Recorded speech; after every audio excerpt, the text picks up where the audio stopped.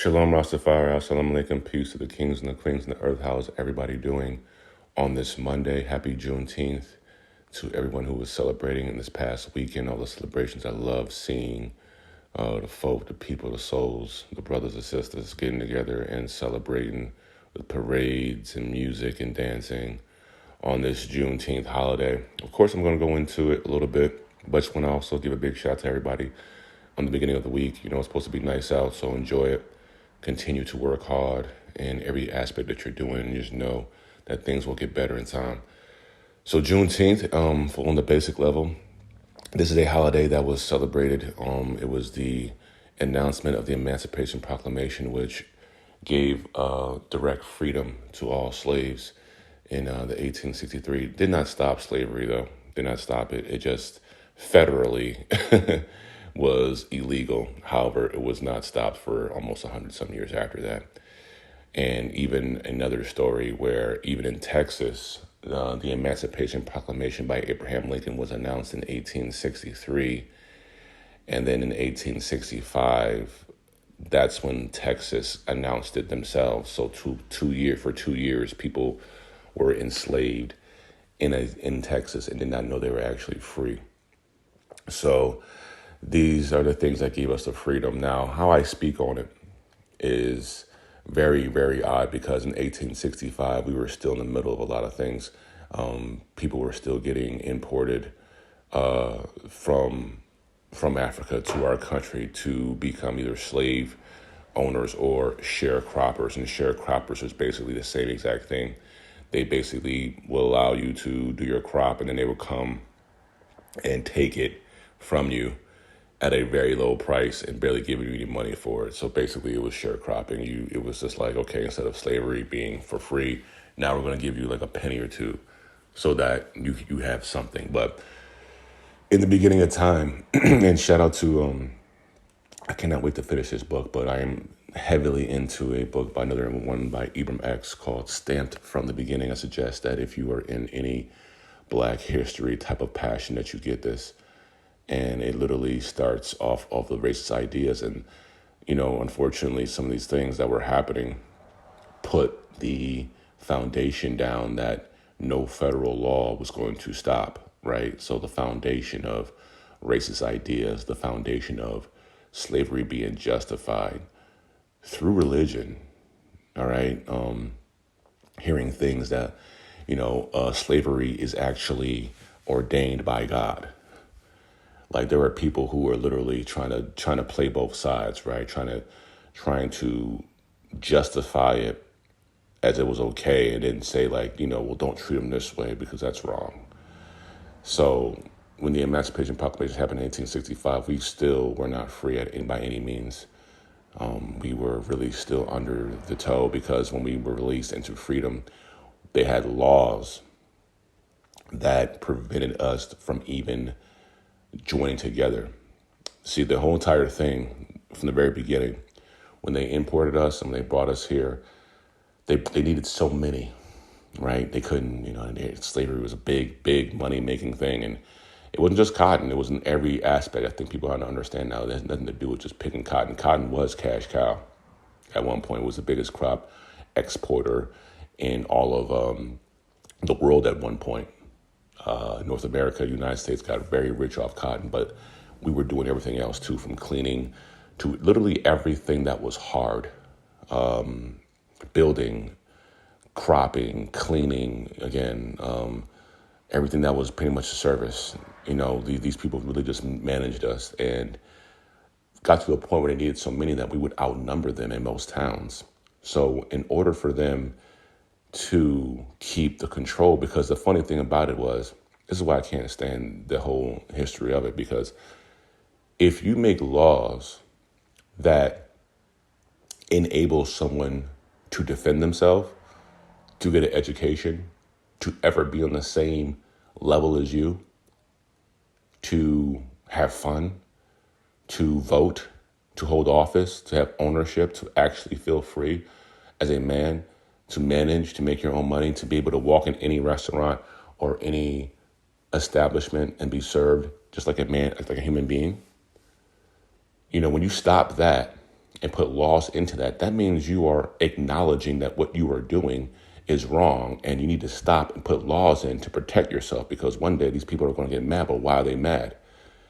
And they looked at us as uncivilized monkeys that were dark, ugly, and for some odd reason, this slavery in this new world was actually civilizing us into actual human beings, when in a sense we just had our own from the very beginning, and we were actually more civilized than they were, but they deleted that history.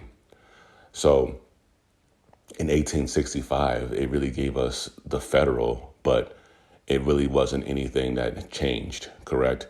It's almost like if, on a small level, not the same comparison, but let's just say when cannabis went legal in Colorado, it wasn't legal federally.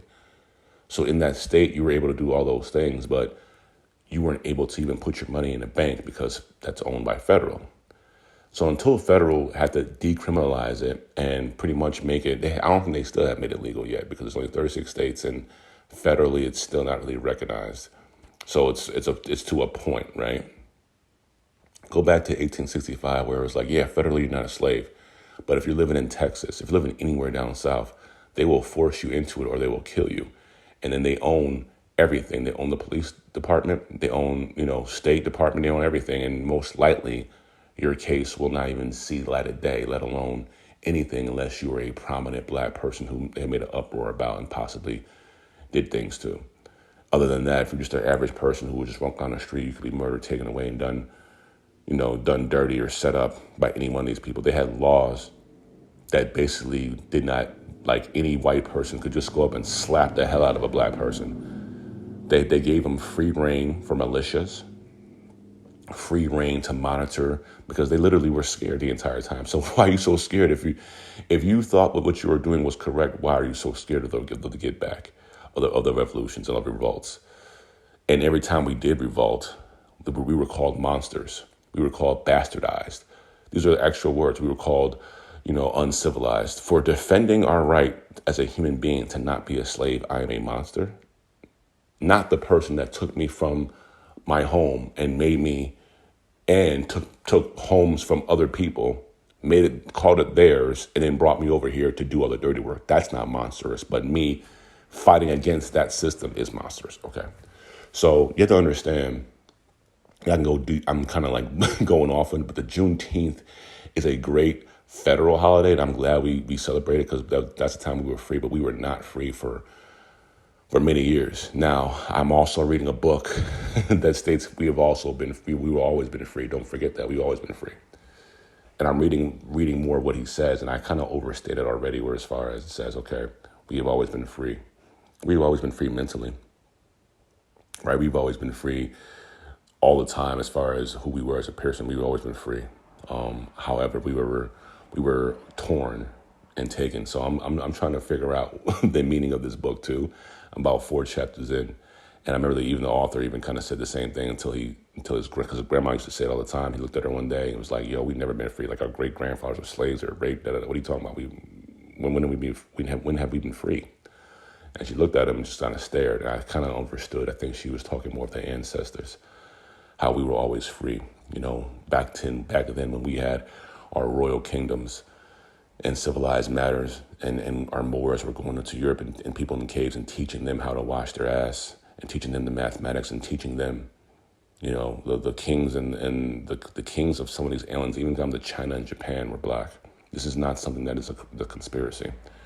So you talk about why they want to restrict us and keep this story over here, is because that keeps us in that mental, like, yeah, you guys were free, but we've always been free. I understand what she was saying. We were enslaved at one point, but we were free from way before that. See, the thing about it is most black people think their story started with slavery, and that was just a chapter in your life, right? That was a chapter in your ancestors' life, and they cut that off because they didn't want you to know exactly how royal you are. So celebrate Juneteenth all day. I loved it. I loved seeing all the events. I loved hearing that there was not one incident. Also, that was a stereotype growing up, even for my fucking parents, my own parents, man. Didn't really want to go do Juneteenth because when somebody always gets shot down there. See, I dealt with it internally also. That's why I go hard at even my own black contingent. I dealt with it myself, and there was incidences there. I mean, Juneteenth, it was known somebody might get shot that, but over the years, even me, around 2013, 14, I really was like, okay, what's going on? And then ever since then, it's been a community sense. It's been, a street sense. There's kids out there. We gotta, we don't want to get these things and give this new generation a bad eye on how to celebrate our history. So I'm so glad that things happened in Buffalo, my New York, that didn't have an incident whatsoever. And I love hearing that. So going forward, if you have any questions, let me know. Look up Juneteenth. Look it up. It's a simple holiday, but also know that was just the beginning. It wasn't like in 1865. It was a huge celebration, and all of a sudden we started living our lives with the freedom that we were allowed to. If 1865, think about this. 1865 was Juneteenth. That was a proclamation. 1965. All right, 1965 is when we were actually able to vote fully. So you're free, but you couldn't even vote for 100 years, which obviously is bypassing about 2 generations back then, especially. So you were free, but you couldn't. I celebrate Juneteenth, but I'm also realistic, and we still have a long way to go for our fight. But it is a celebration that I always, talk about, acknowledge for sure. If I can get to some celebrations next year, I will. I know I will get to some celebrations next year. I'm not going to say if I can. I will get to celebrations next year, no matter what. And that's it. I love all y'all. I hope I educated some of y'all on Juneteenth. And if you have any questions, please let me know. I love answering these things. I love talking about these things. And again, enjoy your day and give shout out to all the ancestors and all the people who were free and not free and fought for this freedom. Love y'all.